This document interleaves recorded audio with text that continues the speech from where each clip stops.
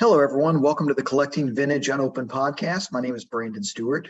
This is a podcast devoted to discussing anything and everything in regards to the collecting of vintage unopened sports and non-sports cards. And for you non-sports guys out there, tonight's a very special night because we're going to discuss Star Wars Unopened with Kurt Christensen. So, Kurt, thanks for being here. Hey, Brandon. Thanks for having me. Always fun joining you to talk some cards. So before we get started with Star Wars Unopened, I wanted to just pick your brain about the Robert Edwards auction that ended last night, their big summer catalog auction. What were your thoughts on the state of the vintage unopened items that they had and the state of the vintage unopened market? Well, I was watching closely, not live as I went to bed extremely early last night. I was up at 3 a.m. for farm reasons, but I went and checked, they had 421 lots of unopened lots at REA, and some unicorn, whale, whatever the term you want, some really rare items in the auction, as well as just a ton of good stuff. My overall impression, I mean, we don't need to beat in the drum. We all know that some of the 80s stuff has, cooled off a bit. I thought the prices from that auction across the board were very well. And those unicorn type items, they went off the charts. We saw a 60 rack, Topps baseball rack with the Yastrzemski rookie on top go well over $25,000. I think that's a record paid for a individual rack of any year. What was the 72 Topps rack, Yastrzemski and Clemente on top? Yeah, right at 25,000. There were 75 racks, 73, 77s. The racks were impressive. Now, that always, like any auction, you can always find one or two items scattered throughout the auction that you can maybe say, hey, this might have been 90% of what you thought was value. So there's always a few diamonds in the rough to pick out.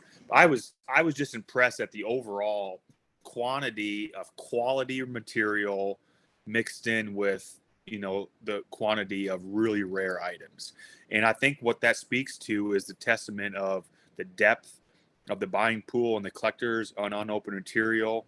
And when there are rare items to be found, there are a lot of people interested in them. A lot of people. I don't see that market anytime soon cooling off for rare, any unique, one-of-a-kind items. Yes. Yeah, I think, some of the stuff was just absolutely drool worthy in this catalog. The 77 Jackson, the 76 with two Seaver leader cards on top. I was just like, man, this is just killer stuff. That was one of their. Well, what's kind of silly with that is the racks were so good, you almost lost track of some of the really rare. I don't want to say standard, but really rare vintage 50s packs. There was 52 Topps wax, 53 Topps wax, 54 Topps baseball wax, 55. There was a 57 football cello pack, some old non-sport, a 57 space pack. And like all that almost got overlooked with just the incredible racks. Like it just was such a diverse, outstanding group of material. Oh yeah. No, it was, I almost got kind of, numb looking through the stuff, because you're just like, okay, that's another impressive pack. Okay, that's another impressive item. And you just kind of grow. If there were two or three, it'd be easier to focus on those, but there were just so many. Yeah, makes you wish you had a bigger budget sometimes, but that's, that's neither here nor there. Great. Well, I think you and I have similar takeaways from that auction because I was just blown away. And the 60 Yastrzemski rack, I wasn't sure what that would go for because all it takes is two people with the funds that both really want it. And, that could be a $35,000, $40,000 rack pack, so I talked to the person who purchased that rack this morning. I will keep his name anonymous for right now, though I'm sure he will make it known. And I'll just put it this way: that rack is going to fit perfectly in his collection. He has an unbelievable unopened rack collection, and that one will reside nicely. But you're right, when those unique items show up, it's almost game over if, you know, two people, and you can take, well, this might go for 10,000 or 15, and you can go from 10 to 15, 25, 30 real quick. Oh yeah. Oh yeah. Yeah, I was blown away by some of the final prices. But it's good that the state of the unopened market is strong. And I do think you're right. The 80 stuff has softened a bit, but that could also be a temporary thing as well over the long run, especially as more of it keeps getting opened. There is no market, doesn't matter, you know, what industry or collectible avenue or anything you're talking about, no market goes one direction forever. And I've been buying and selling and collecting unopened 70s, 80s, you know, for long enough.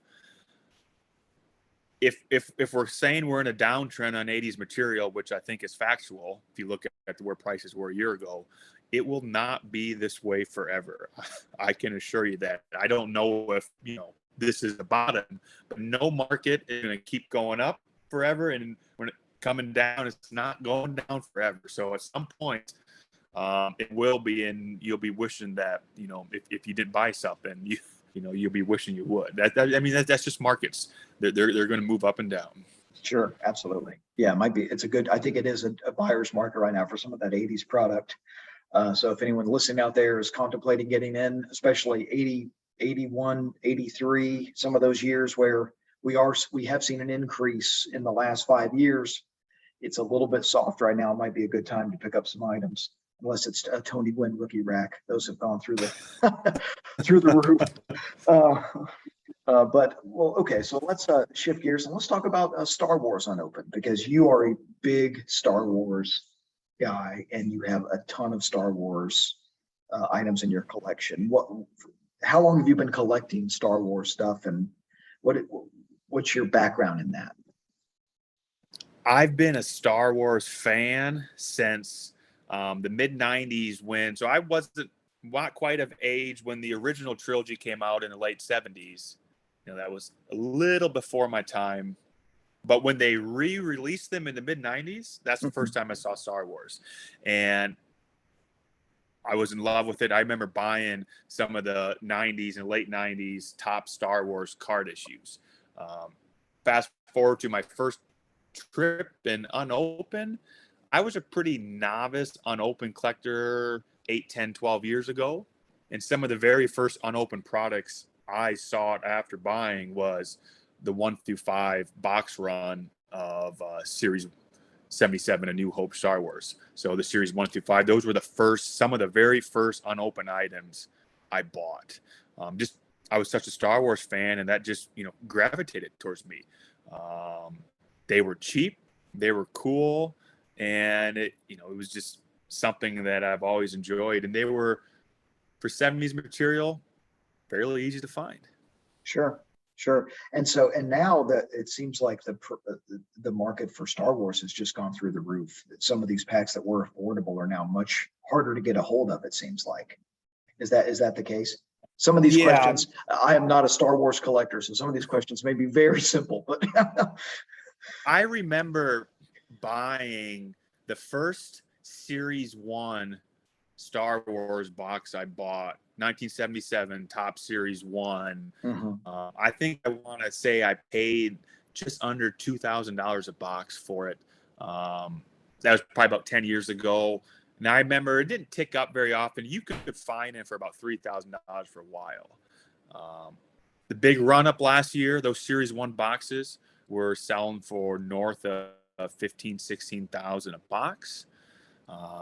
I purchased a Series 1 box from a gentleman last winter and sold that privately around $12,000.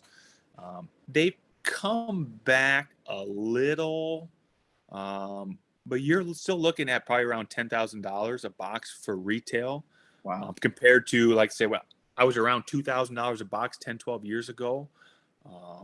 Just a dramatic upswing in prices. But the one thing with a lot of non-sports, we touched this on shows past, Mm-hmm. like there's not a lot of options. So if you want Star Wars, and we know how big Star Wars is globally, especially with Disney buying them, what they've done to it, like vintage Star Wars, it wasn't every year. There was a few more issues than, say, when we talked about Batman, but it Mm-hmm. wasn't like there was a 77 and 78 and 79 all the way through issues of top Star Wars. I mean, it corresponded when the movies came out, but that was about it. Sure. And how many series? So you mentioned A New Hope in that run. How many series were released by Topps when that So movie came out? Topps, so we'll stick with Topps, and Topps released 5 series. I've got some packs here. I don't have them all. I'm still kind of scattered from the National, and I sold some boxes. This is, of course, the Black Pack, which we all see. That's the very first series, Series 1.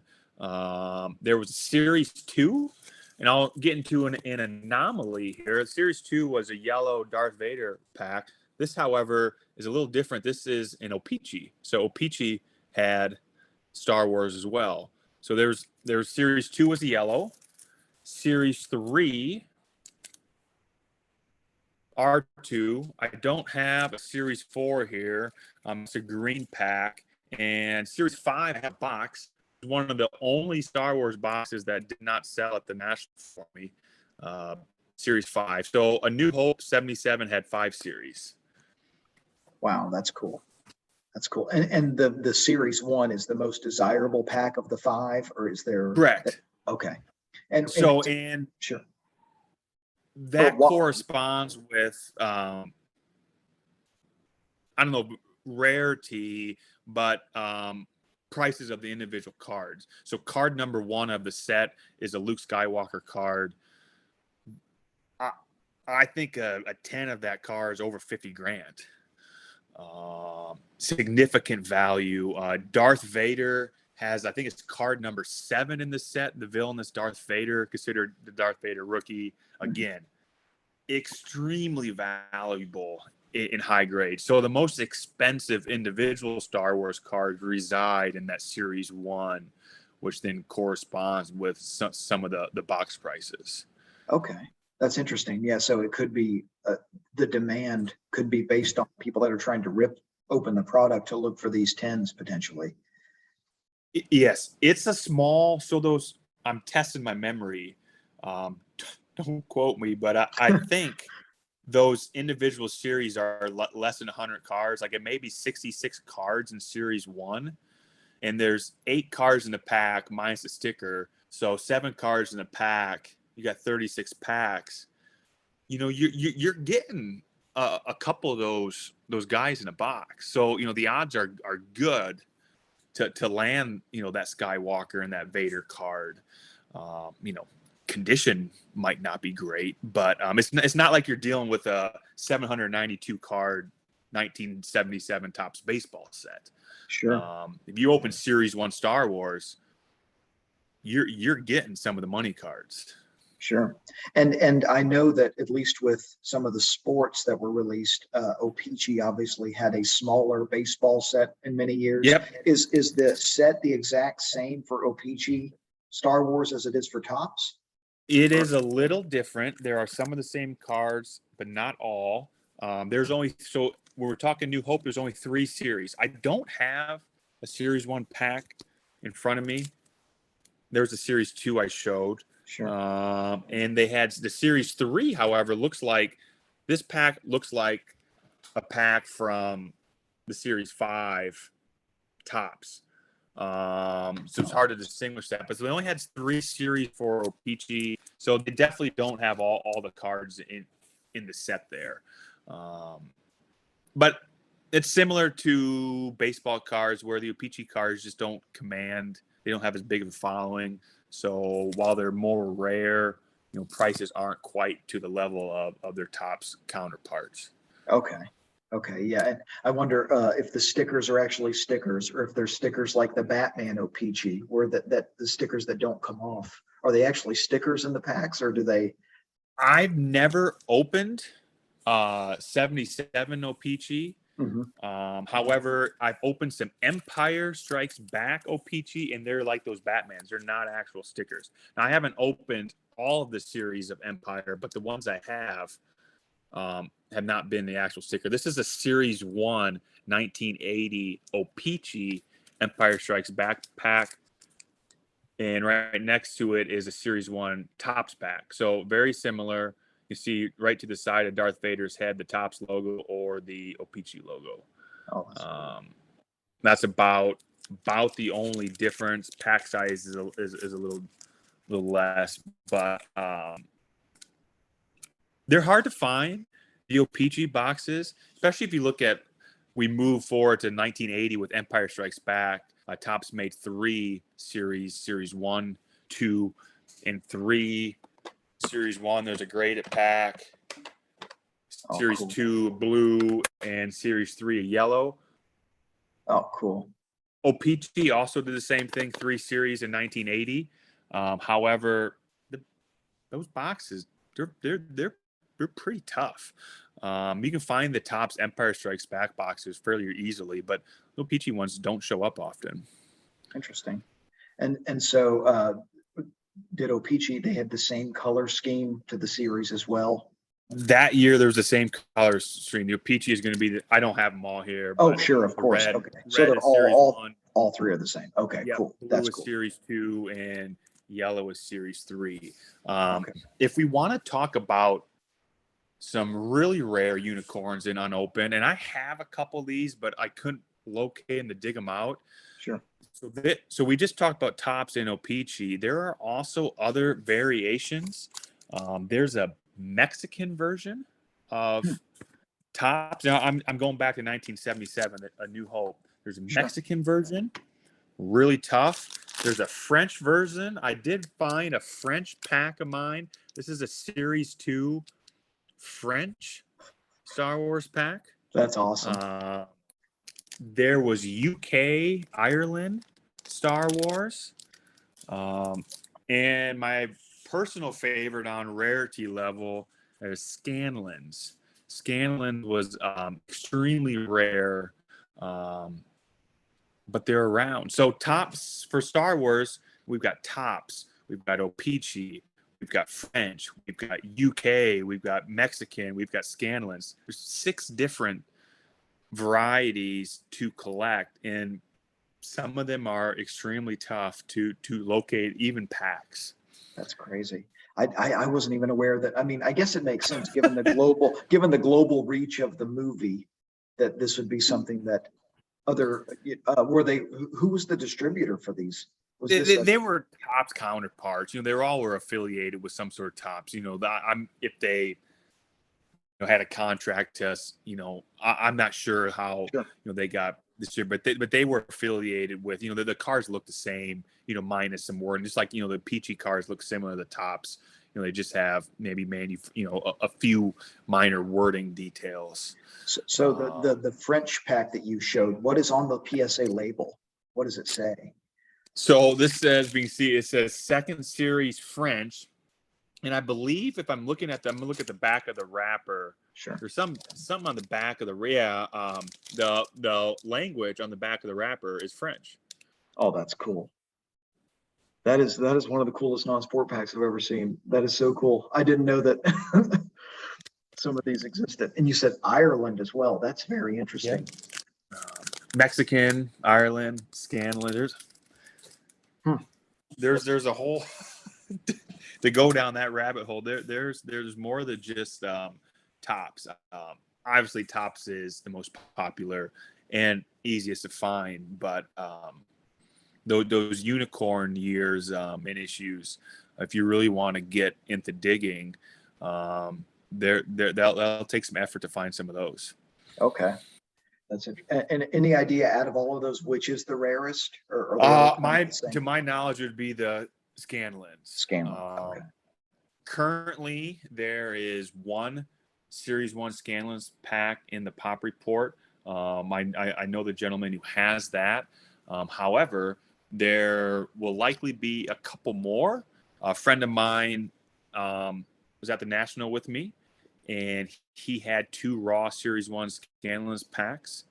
I looked at both of them, and Steve Hart looked at them and agreed that he thought they were good, gave him the okay to send them in the PSA. So he'll likely have a couple more coming back. And those Scanlan packs are, so that would make 3 known in existence. So we're talking in the 70s and only 3 known.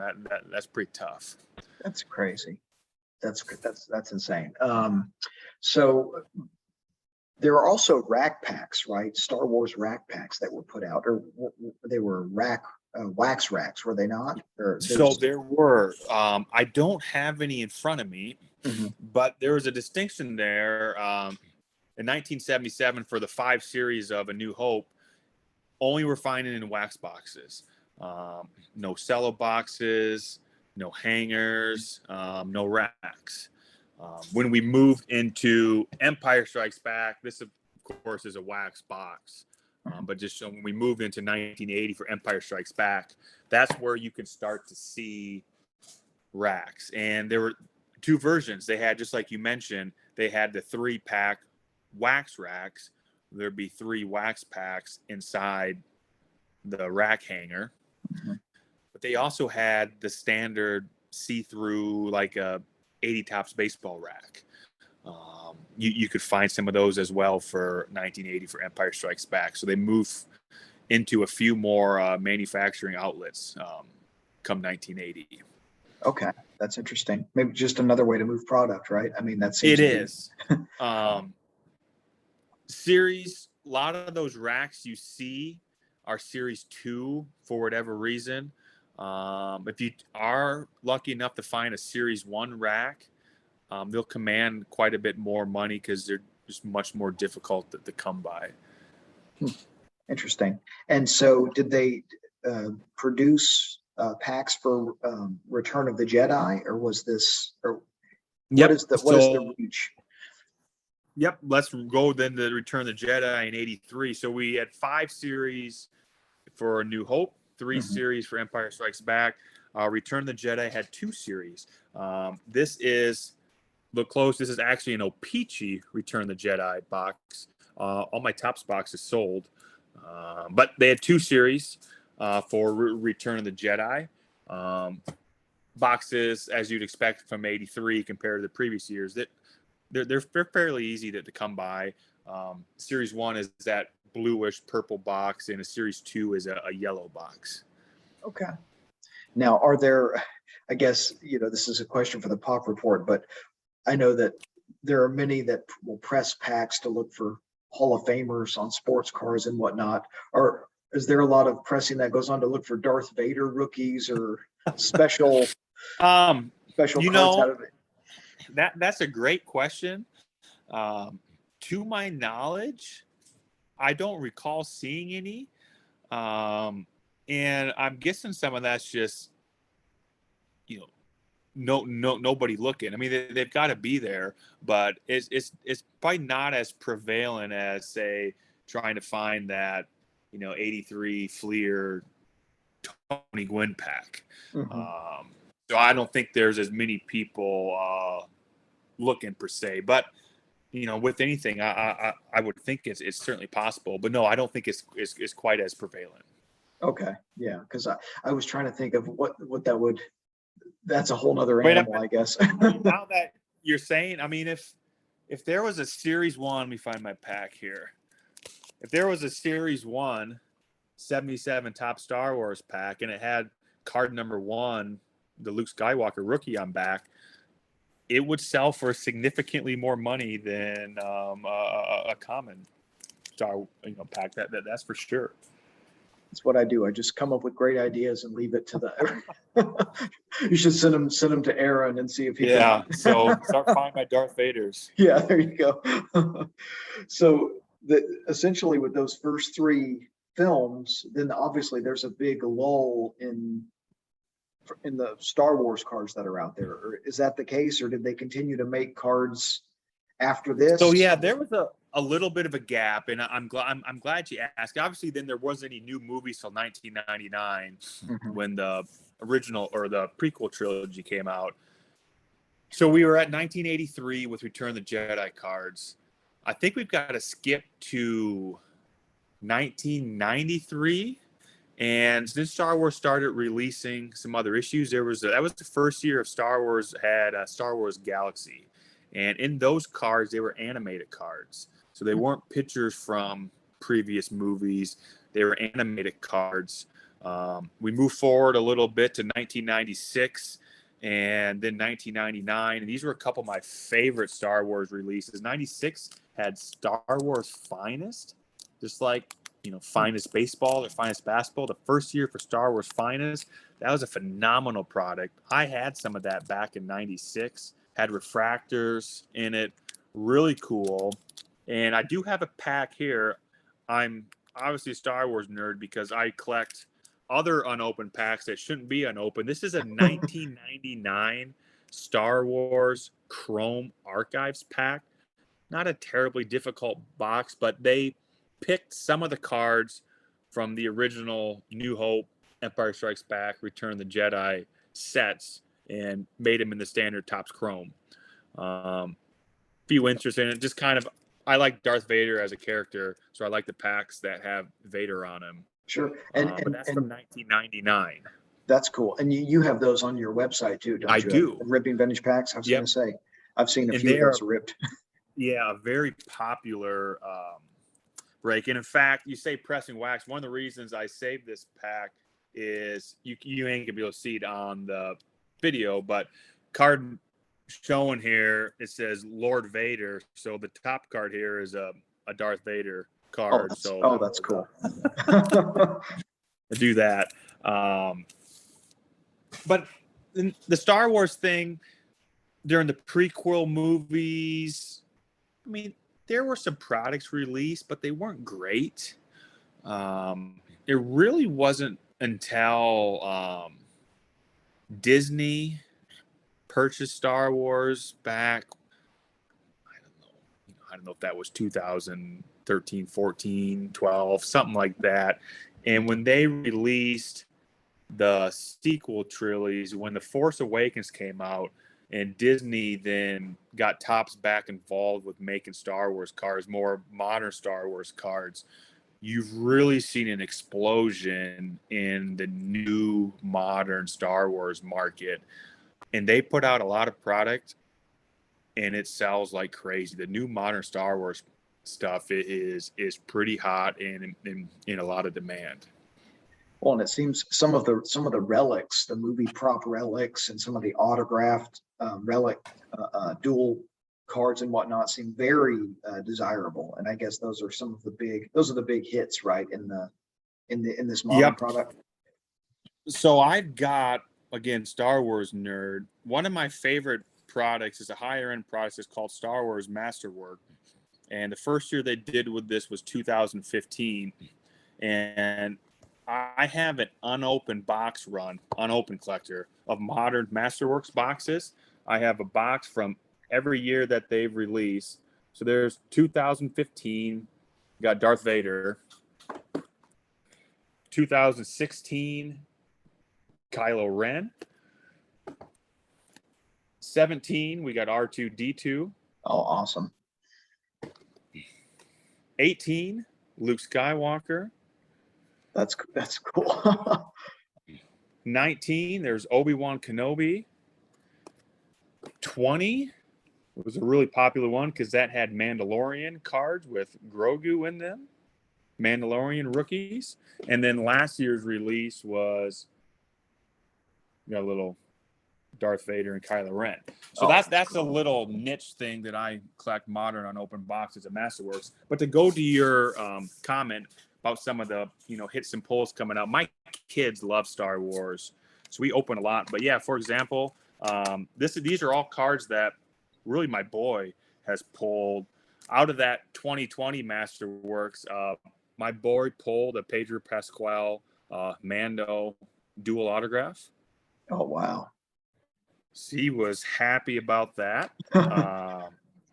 In the new Ahsoka series coming up, there's a Rosario Dawson, Ahsoka Tano cool. auto. Pulled that as well. We had a Kylo Ren, Ben Solo auto out of a big Stellar Signatures break we did. And a little modern. I like some of my characters. So even Disney's done the off movies like Rogue One and Solo.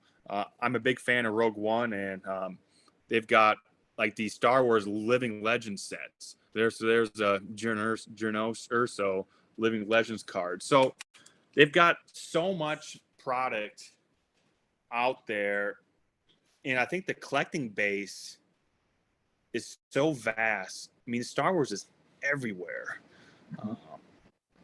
I think the bring it back to vintage. I think the possibilities for the vintage Star Wars market, as far as potential demand or growth or people wanting the products, is some of the largest across any sector of the unopened hobby.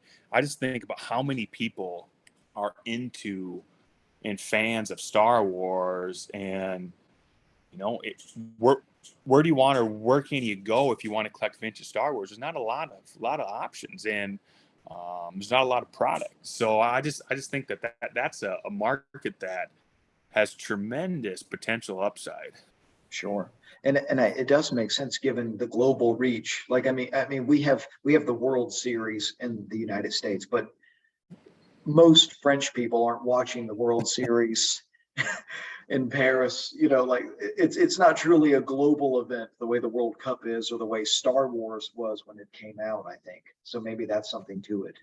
That's what I got. One more example here of the global reach and the popularity of Star Wars. So this is a box of 2022 Topps Chrome Sapphire Star Wars edition. I don't know much of anything about modern cards. Sure. This was a set that Topps did where they took the original 1977 set and they did them on these, I don't know, these Chrome Sapphire cards. I'm not opening it, so I don't exactly know what they are. But where I'm going with this is Topps sold these on their website, and I think they retailed on their website at $200 a box. And they sold out instantly. If it's the robots or the bots or scalpers or whoever, bought them up. They hit the secondary markets, eBay, Dave and Adams, Blowout, and they're instantly selling for $650 a box. And then pretty soon it's $700, $800, $900 a box. I got a box from Blowout Cards. I think it was $700. These boxes are $850 all day long on eBay. And you look at the singles coming out, there's people spending thousands of dollars on these sapphire single Star Wars cards. It's just nuts. That's crazy. I mean, wow. It's just nuts. I can't believe how many people are in that market, which just makes me think, if they get into vintage, there could be some wild times ahead for vintage Star Wars boxes and products. Sure. Yeah. Well, I guess that makes sense, especially if they've scratched their modern itch and they're looking for different product. And as you said, Star Wars doesn't have that much product, relatively speaking. So it's not like they have that much to choose from if they're going to decide to continue to buy, even if they're buying it to rip, not even to collect unopened.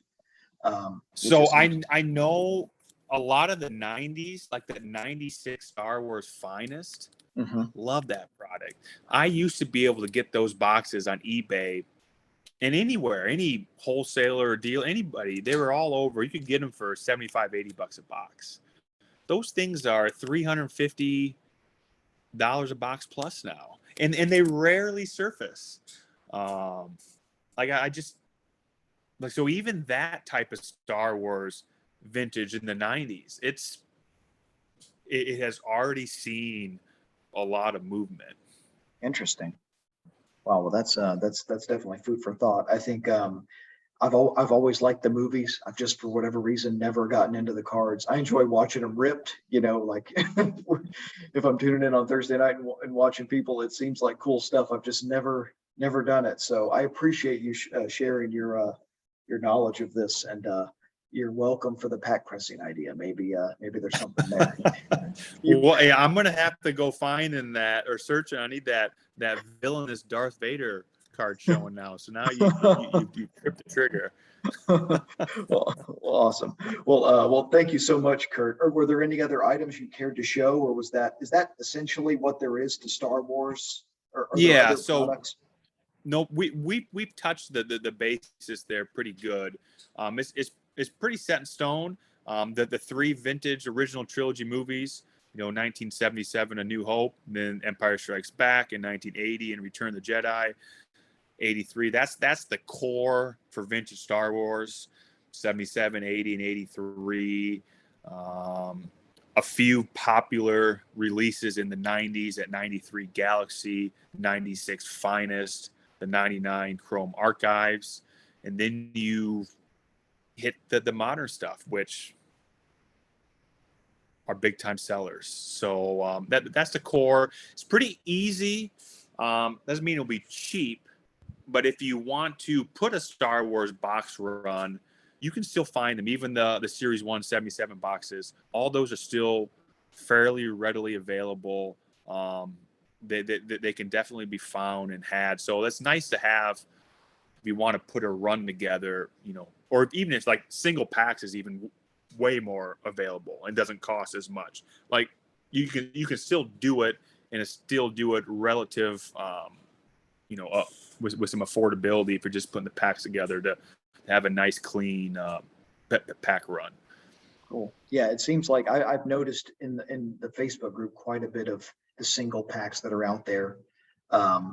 Yeah, no, that's definitely a cool project. And I know there's a lot of non-sport guys that like a pack of every product they can try to get their hands on, including Star Wars. Well, awesome. Well, thank you so much, Kurt, for taking the time to chat about this. And it's been very informative. And thank you for tolerating my questions. Some of them have been, I know it's, I just don't know as much about, so that's why I thought it'd be great to chat about. But check out his website. Check out Kurt's website if you haven't, rippingvintagepacks.com. We have a lot of fun on there. So, but with that, we'll let you guys go. Thank you again, Kurt. Take care, everybody. Keep collecting vintage, unopened, non-sport. Take care of each other. See you, Brandon. See you.